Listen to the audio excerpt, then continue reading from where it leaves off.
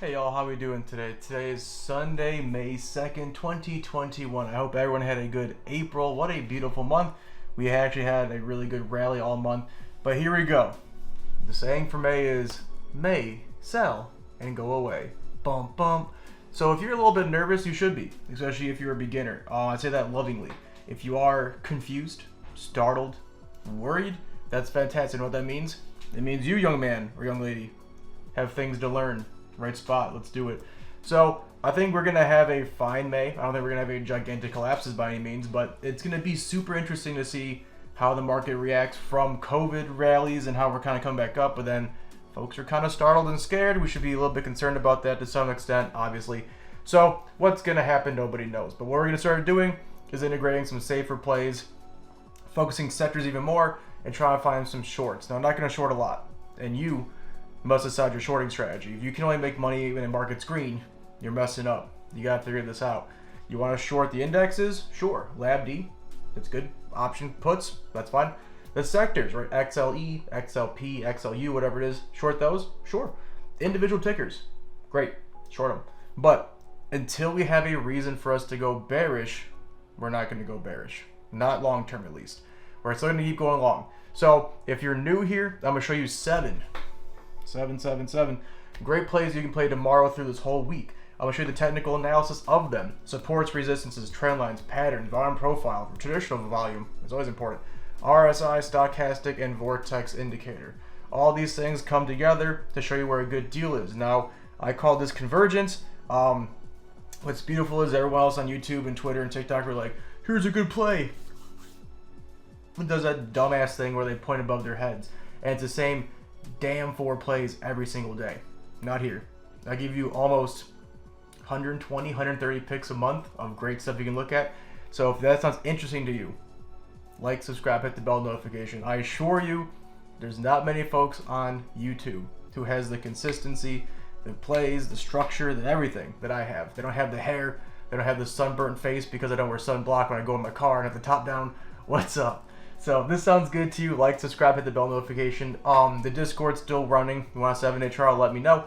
It's a great community. I do newsletters. I do morning updates, macro, market moving. So if like the Russell 2000 takes off, everyone knows and they can look into it. VIX going up, TNX going up, all those kinds of things I do for people. The month just started, so you have a whole month. You can sign up. And if you leave before June, which would suck if you joined and then left, if you hate it, but you won't get charged. So you want to give it a shot for the next month. Billing cycle wise, you're good. Check it out. I'm not here to make a bunch of money. I'm here to help people. So that being said, let's hop right into this nice little chart here. I got 7 good ones for you. Let's check these out and see what this week holds for us.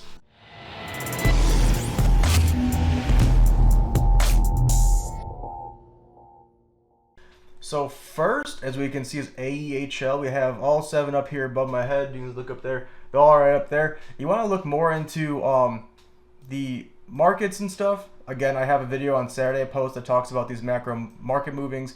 Why is VIX up 5%? We even look into, why basic materials is going to be a fine choice this week, but why I think comm services sucks. All those kinds of things you can look into yourself. If you want to go back and check my videos, I would love that. Otherwise, let's get into it. First, AEHL, Antelope Enterprise Holdings. Now, it's $2.78, great leverage. You make some money, but it's like a 10 million market cap. It's puny. But again, if we're going off of supports and resistances, it's not a bad pick. So let's do this together and show you what we're looking at. So support-wise, our first one's boom, easy read. Look at this. A lot of action stops here, a lot of action stops here, a lot of action bounces off this line. That's gorgeous. Our first resistance is somewhere around here. I'm going to go with the most recent action. Somewhere in there is fine. Through my plays, you'll see that the white line is my support and the orange line is my resistance.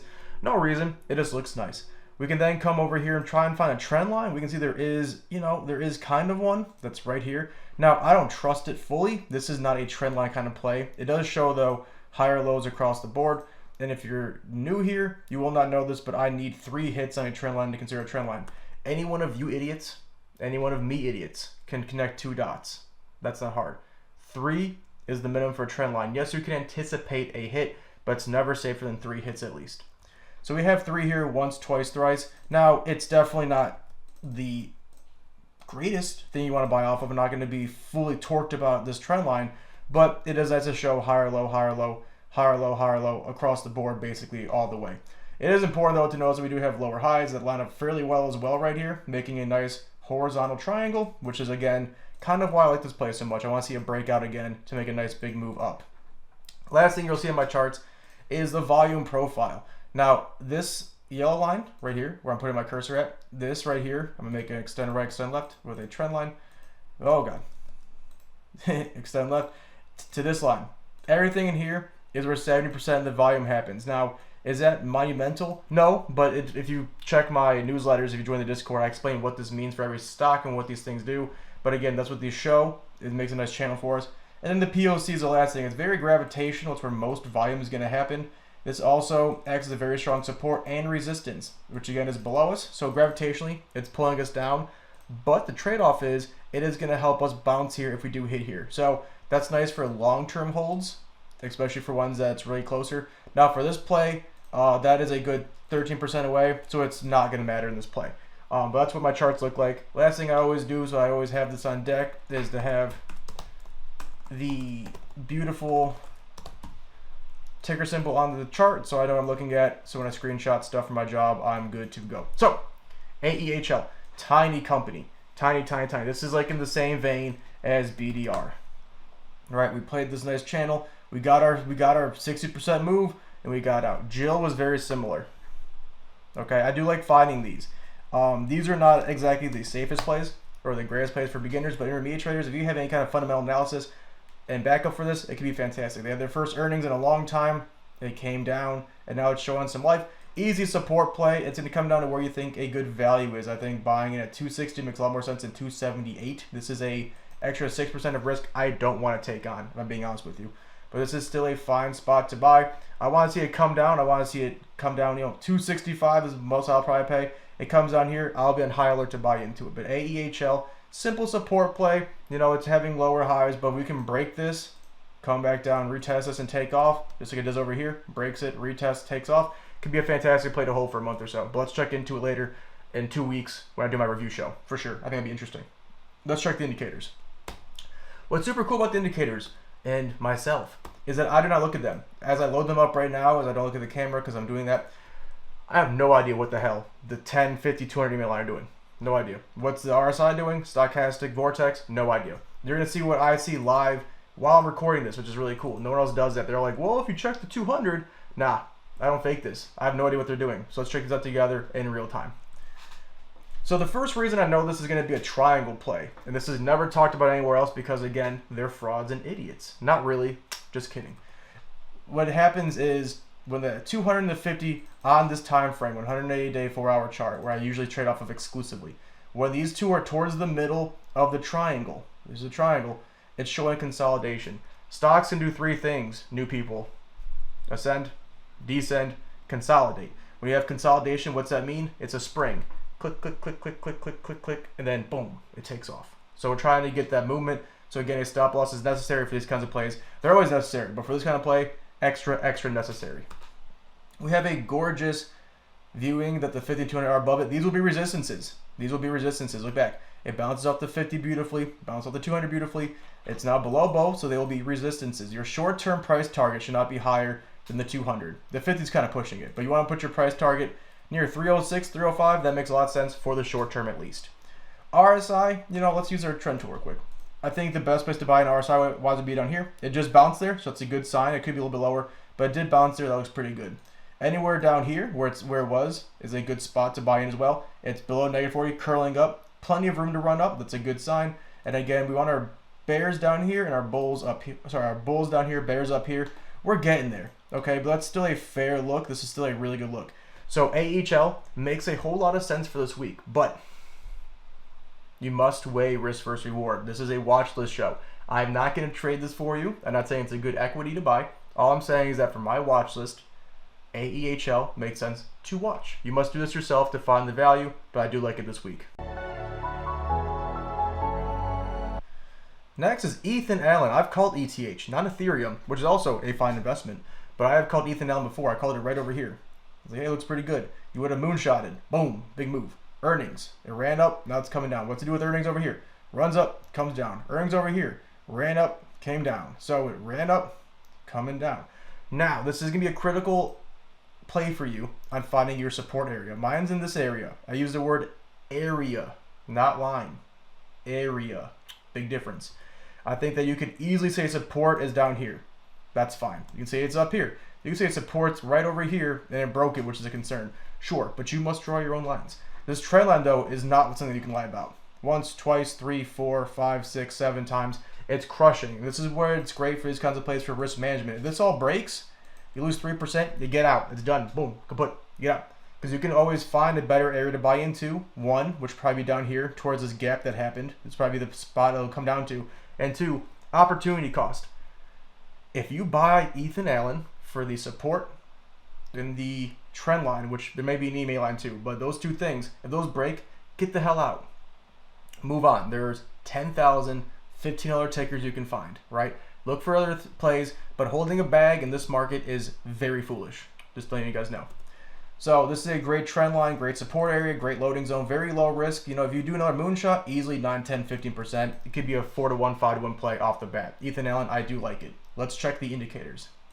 On this time frame, the 50 is probably the best spot for bounces. We can see it's bouncing off the 50. If it does break above, see how it's starting to? This is very low volume. I wouldn't consider this any type of holding right here.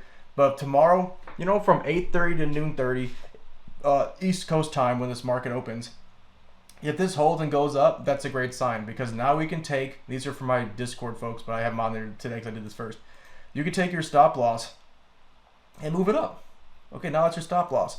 Now you've mitigated risk. You go buy back in. But again, for that particular swing move, you're now golden and you're covered.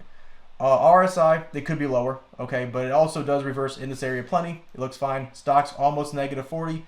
We want to see a curl north. We want to see it come down. See it come down, move up. That's what we want to see. And then, of course, we're kind of consolidating towards the middle here. One thing I want to notice real quick, is there any kind of divergences? Kind of, not really. I mean, from here down is from here up. But this could easily keep going down, which would then make it not divergent. So no bearish divergences, but again, the bullish ones, me. Ethan Allen, ETH, great watch list this week. I'd keep my eye on it. Could be a nice move for a good 5, 6, 10% pretty easily next week. Next is KLAC. Once, twice, 3, 4, 5. Good trend line. Now you could always argue that you're more like this, all right, for this move, and it's still a bit lower. That's fine. That's the point of my convergence system that I use and that I made, is that we have layers of security and support built into the system. I think we could get a little bit lower. Okay, I think KLAC maybe 2% lower is going to be ideal. And also, if it does break this, if it does break all these trend lines, sure, maybe this 304 area will be the best to buy into.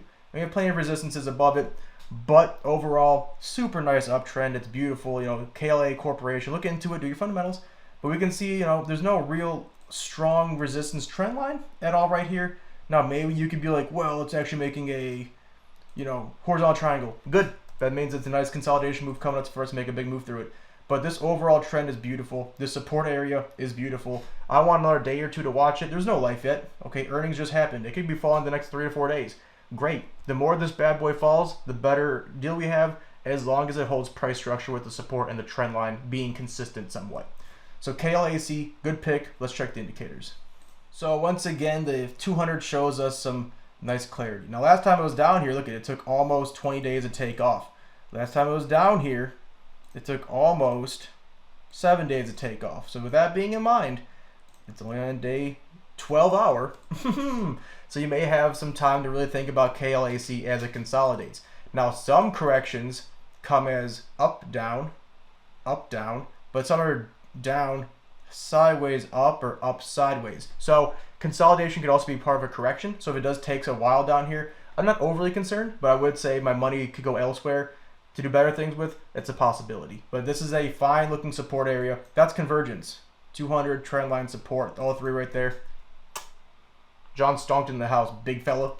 RSI is exactly where you want it. Stochastic is exactly where you want it. Also, I can just see from right here, this down and then this up is definitely a bullish divergence. That's a good sign. Bulls low, bears high. KLAC checks all the technical boxes you want to have clicked, but I would give it 2 or 3 days myself for a better value or to see if it's going to consolidate or not. But KLAC makes a whole lot of sense. Next is NMIH. Now, if you watch my show a lot, you would probably recognize that I called this last week or 2 weeks ago. I did call it over here, saying this looks pretty good over here. And hey, wouldn't you know, you'd be up right now a good 15%. So you're welcome.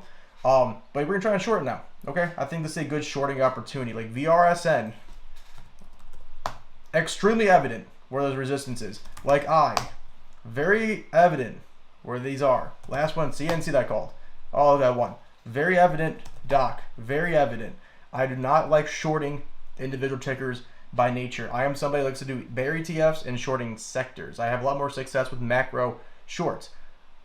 But the validity of shorting in this kind of market does make a lot of sense. So if you do like shorting, if you are more bearish, this is a great way to hedge your bets. But I would never, ever have a full shorting portfolio, given the fact they were so bullish. And then 2, these can go sideways real quick, like GME quick. So I would definitely hold these 2-3 days at most. All right, we don't short for long holds, but this is a great look right now.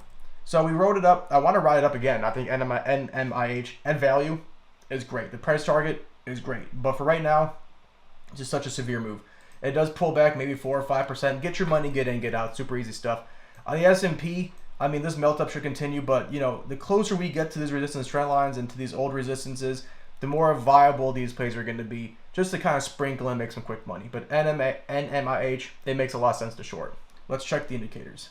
So again, we're trying to do everything in reverse. So this may sound different, but again, this is a good skill for you guys to have. The resistance is right here. Our 50 is where it bounces off of. Bounce, bounce, bounce. And that's pretty far away. But if we do drop towards the 50, which would be about 4 or 5%, and it shows some life, I would get out, get your money. Don't mess with it. You got a short that was successful. That's fantastic. But we want this support to be as far away as possible. It's a good distance away. Over 70 RSI. Love it. That's a big negative 30 on the RSI flipped. That's great. Stock is dummy high. That needs to come down for sure. Bulls are stupid high. Bears stupid low. So everything looks great, but reverse. But again, with NMIH, 1, I called it long last week and it made money. 2, I want to short it this week and make money. But most importantly, this long term is probably going to go up. Especially with earnings coming, it could be a big fat pull down. It's kind of what I'm hoping for. But if it does really well, it can really take off. So again, you must have a buy limit above if you're going to short it, so you can use that as your stop loss and then get out, because you don't want to get caught holding a shortage bag. You will have a bad time.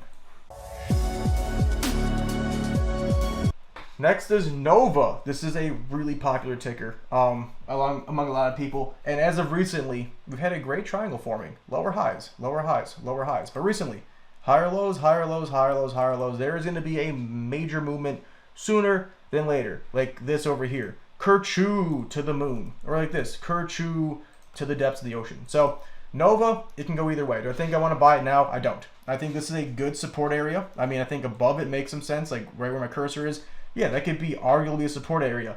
But this is arguably a earnings overreaction. So I want to see it drop a little bit farther myself. I want to see it get down to about 34 and some change. I want to get in towards my trend line.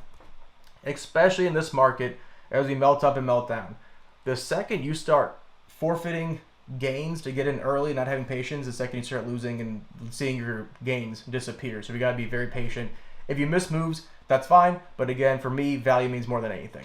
So I think that, you know, coming down to 34, 36, even though it's just a dollar difference, you know, it's still 2 or 3% difference. That's just going to save me some risk right there.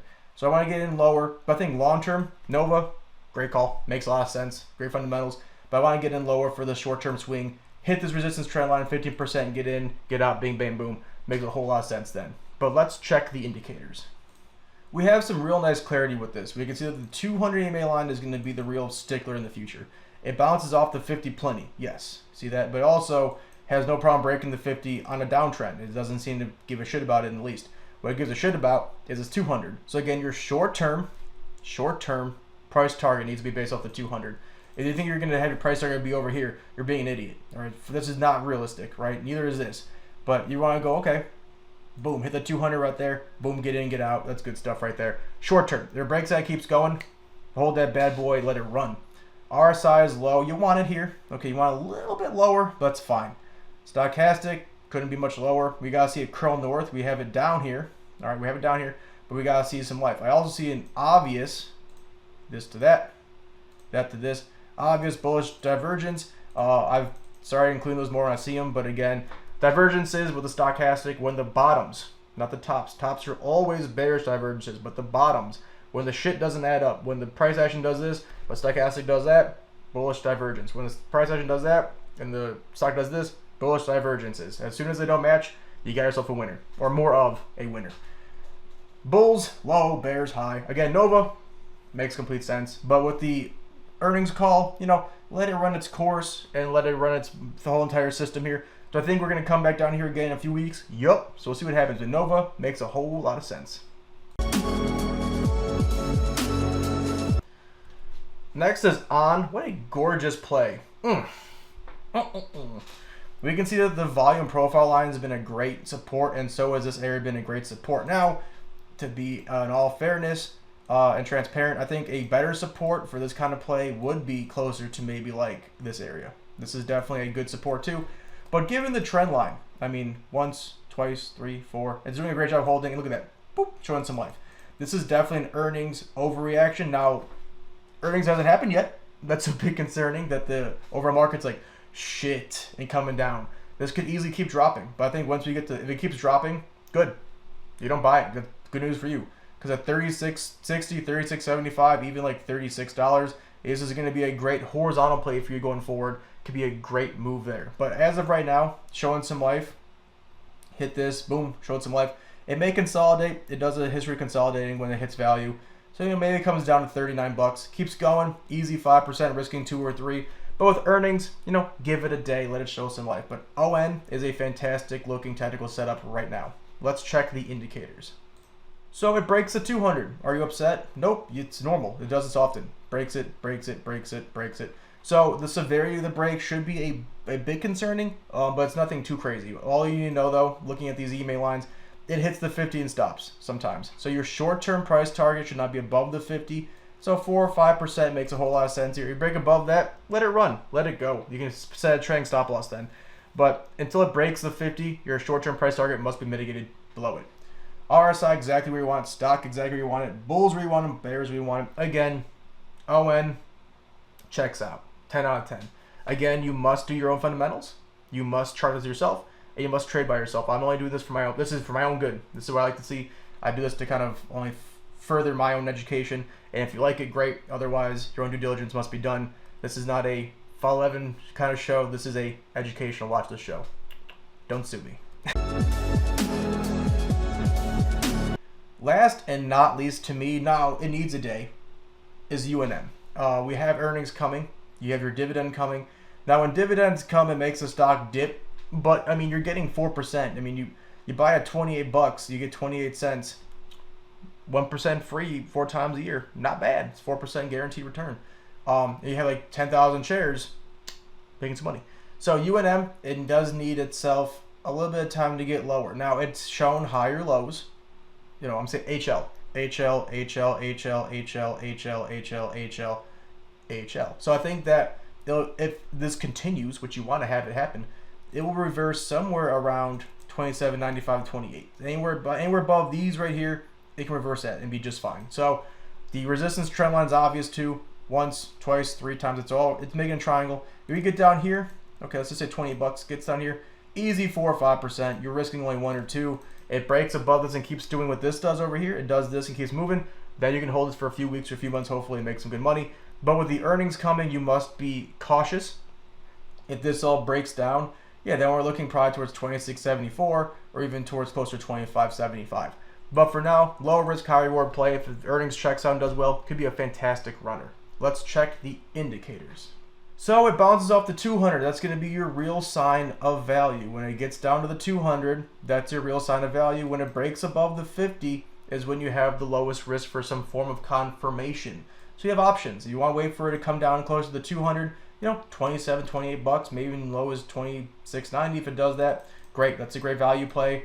But if it can break back above the 50 and hold, like go above like 28.60, 28.70, Move your stop loss to about, the bottom of maybe this candle, like, all right, we'll go to like 28.32. Let it run. It breaks back down. Okay, you got, lost 0.5, 0.6%. Then you can play it again if you want to. But the EMA lines, the 200 is where the value is. RSI could be lower. I mean, right here, it's not bad. You could probably get another 4 or 5 pips and be better, but this is still lower. Traditionally, so it's fine. Stochastic, again, is low. Really coming down. Do I see any divergences? Not quite yet. I mean, you have one here. Right, kind of. That's one for sure. That's why I did this move. That's why when that happened, it went boop and made a big move. So that's cool. Maybe I'll continue. But it's definitely below 40 where you want it. And again, consolidating. It's making a triangle. See that? Triangle like this. 50's in the middle. Makes some sense. So UNM, I like it. I don't love it today. I need 3% discount. Once I get that, it makes a whole lot more sense. So there you guys have it. We have 7 great plays working into tomorrow through this whole week. Now, do I know where the market's headed? Absolutely not. Does anybody? Absolutely not. All that I know is that you must have a plan either way. Okay? You think that you're going to have a plan that's going to say, if it's bullish, I will A, B, and C. And if it's bearish, I will A, B, and C. If you're planning on just one direction, I hope it's the bullish side. That would make more sense to me. But saying as May is traditionally going to be, the average return of May is what, 0.17% on the S&P. It's going to be a sideways melting up, melting down, or a big pullback to a moderate pushback up. That's my assumption, right? So I wouldn't get overly bullish this month. I wouldn't get overly bearish. I would not get emotional in the least. I'd be as unemotional, as purposeful, and as planned out as possible. I think these plays lead to that. I think this education of what I'm looking at will lead to you guys doing better as well. If you enjoy this kind of content, please like, subscribe, hit the bell notification, share with a friend. Share with a friend. I know most of you probably don't have any like me. But if you have a friend, be like, hey, this guy is a nut job, and I like watching him have midlife crises at 29. Cool. Otherwise, have a good rest of your Sunday. Be well, be healthy. We'll see you guys tomorrow for another watch list. And for those in my Discord, I'll see you guys tomorrow for our morning update. Seeing as your nightly newsletter is already done because your boy's on it. Have a good rest of your day. We'll catch you guys later. Thanks.